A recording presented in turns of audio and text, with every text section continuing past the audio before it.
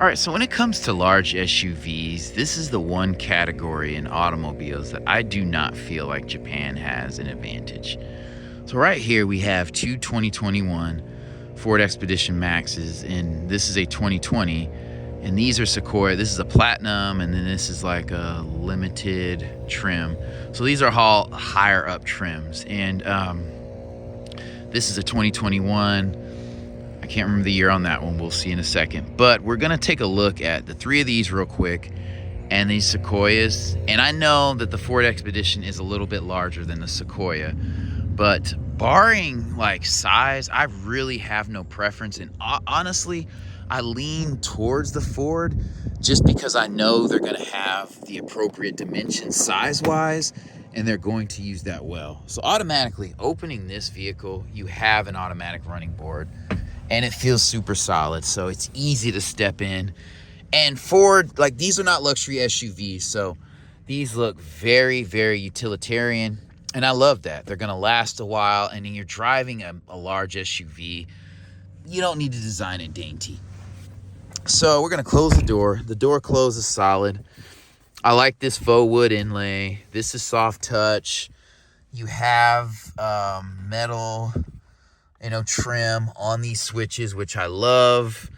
This is pretty straightforward. Your volume, you're going through your menu here. You have a center digital display, which is dope. Yeah, so this is a good size screen. Everything's going to be square and blocky here.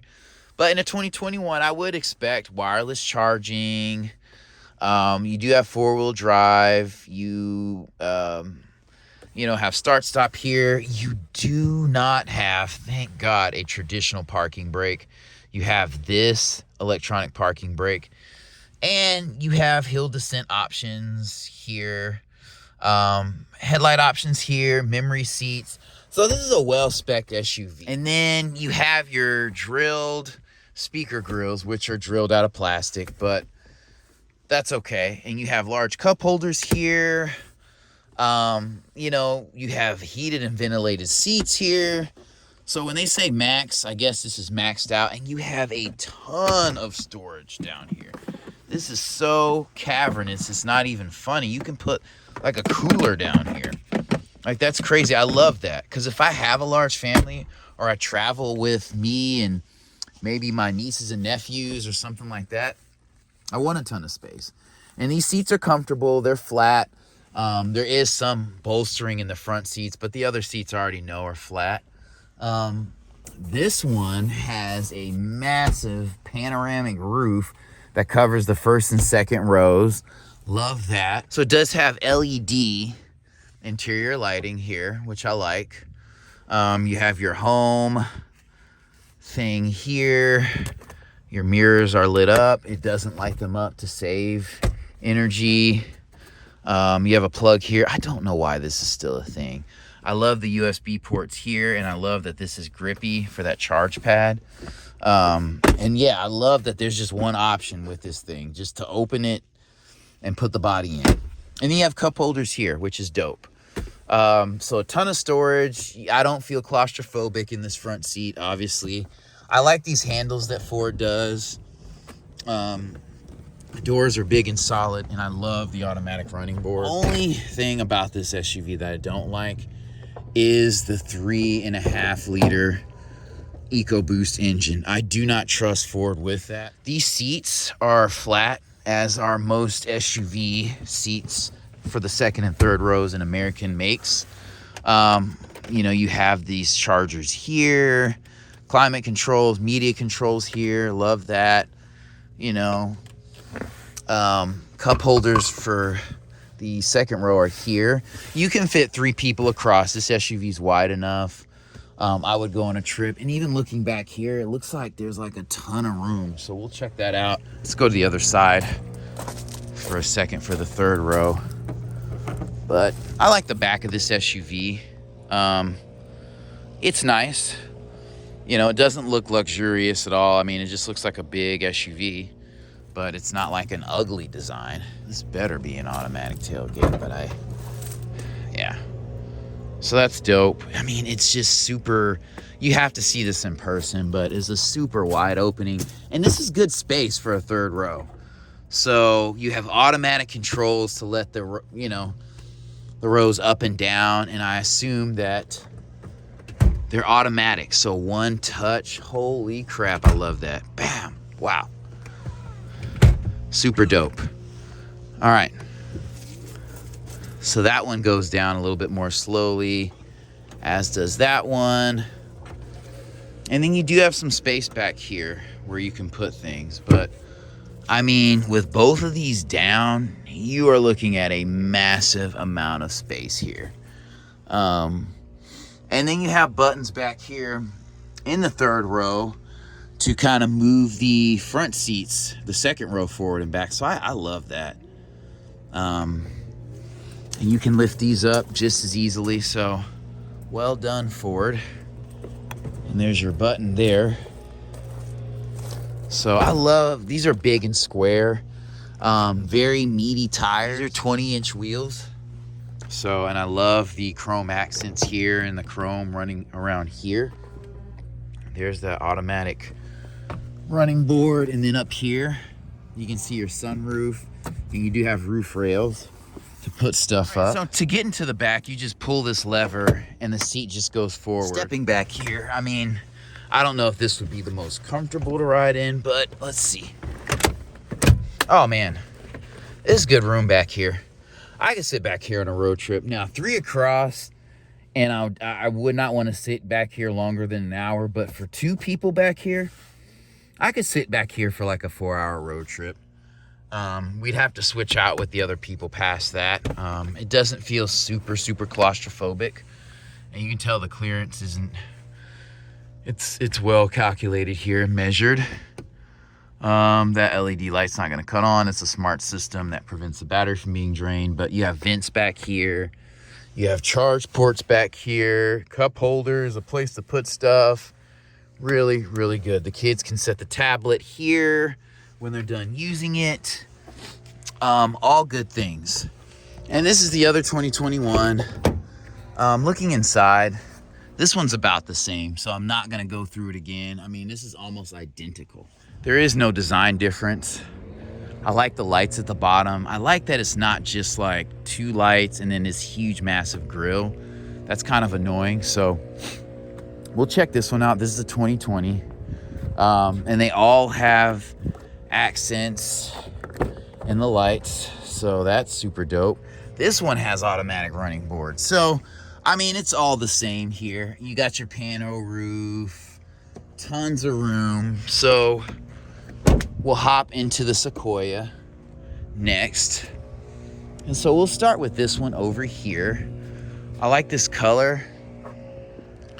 Design-wise, the Expedition looks better. I mean, none of them, they all look like SUVs. They're not like overstyled or super futuristic, but this looks like you've taken like a 2014 and added like an LED daytime running light in the front, and they've slotted the grille at the bottom, but it's lazy. Honestly, I have to say Toyota's lazy in the design here.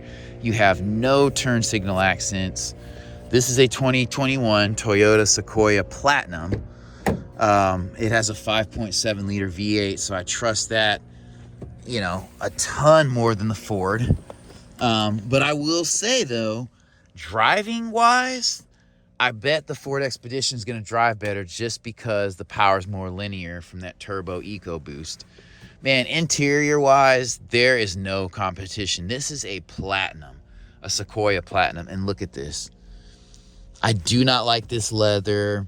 I don't mind that the seats are square. You have a nice JBL sound system, but the doors, this is uninspired design right here. Like, this looks like 1997 Suburban leather.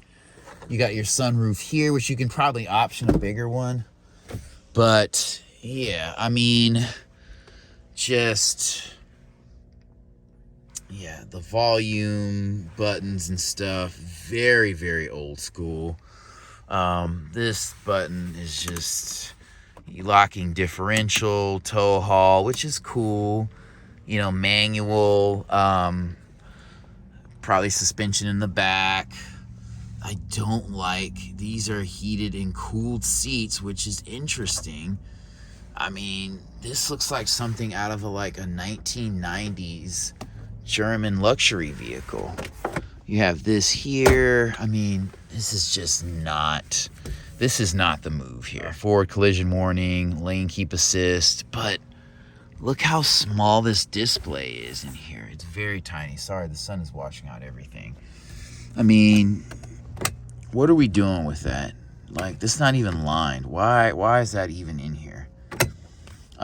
Just feels very cheap and uninspired. I'm disappointed in Toyota, honestly. This is a 2021 Sequoia Platinum. Like, the paint looks good. The wheels are okay. These are like painted wheels. These are 20s. Not a bad wheel. They don't look as good as the Ford. Stepping on, it doesn't have an automatic running board. Stepping in here, I mean, look at this. This looks like a like if you told me this is like an 04, I'd believe you. It does have a Blu-ray player, and you have a screen back here, but that does not make up for what you don't have. SD card slot. These seats are comfortable. They're flat, but and they're perforated. I would not buy this vehicle. I would 100% not buy this vehicle. The design is lazy and old looking, and the interior looks just as old as the design. Like, this isn't even handsome anymore. This looks like, this is a platinum trim. This cannot be a 2021. These do come up. These come up. You don't have as much room back here. So, I mean, you're sacrificing room, and fuel economy is not going to be great in any of these, but you have very little space back here. Push this in. There's really no cargo room down here, but that's okay. Okay, so the tailgate's automatic. Complaining for nothing. You know, the design, this looks like the old Infiniti QX56. That's kind of what this looks like from the side. The profile's not terrible. But it does have keyless entry and everything, but I just can't believe this is 2021. I feel like they mismarked it. I would believe it was mismarked if I didn't see this. Yeah, definitely a no-go. I mean, the only thing good about this is the engine. I mean, those DRLs, come on, man. Come on. Like, Toyota can do better. Like, this is a limited, so we'll hop in this. This is a little bit better. And I would think the Platinum would be better than the limited. This looks a little bit better, but, yeah, it just looks super dated, man. Same situation here. And you have a sunroof here, which is cool. Your accent lights are halogen. So, old school, Yeah, your charging ports here. What? Yeah, you have traditional charge port here. And you have this is like audio in right here. So I don't even know if you have USB charge C. This is a 2019. Okay. So the cup holders and stuff are cool. The design is not as good as Ford. I like the internal door handle like Ford has. I mean, this seat rest or this console is cavernous. I'm just so disappointed. Man, Toyota's my hero. And then, I mean, it's an 8-seater potentially, but man, let me climb in that back seat and see what that's about. The doors are solid. So this spec looks a little bit better, but I like that you have the things here, but you have to kind of reach back to get to them. And then, how did that, wow. Why didn't the seat just move forward? That's crazy. All right, so I don't know how to get the seat to flip up, so I just moved it forward all the way. And I'm gonna step in the back. I mean, I think there's a reasonable amount of space back here. But man, Ford, I see why Ford's outselling Toyota. This is fine. Like, I could sit back here for an entire road trip. which is interesting. Like in the Ford, I could not. So not 3 across. Yeah, like 3 across. Like if I was in this middle seat, like if there are 2 people back here, I could sit back here the entire 7-8 hour road trip. If I'm in this middle seat, I'm gonna need to switch out with somebody up front. You do have cup holders here. Okay, these back seats do recline. So that's super dope. These buttons, this makes the seat recline. This makes it move forward. That's cool. But you know, you have a little cubby area in here, but this vehicle is just not as well thought out as a Ford. I don't feel claustrophobic. And I will say the design with the 3rd row is very, very well done by Toyota. These seats sit straight up on the 2nd row. And so you have usable space. Like you can go on a road trip with 7 people super, super comfortably riding, but you're going to have something on the roof to kind of get you by as far as luggage goes, because you don't have space for luggage. These wheels definitely look better on the 2019. They match up well against the Ford. I don't have a problem with the stance, the ride height, or anything like that, but just the interior looks very dated and like Toyota's not even trying. I mean, it's cool that you have these screens here, but yeah, that's not the move. Definitely, I mean, honestly, if I was buying either one of these, I would go with the Ford. I'd risk the 3.5 liter EcoBoost. It's that bad. Wow. I'm really shocked, but yeah, Toyota let me down on that one.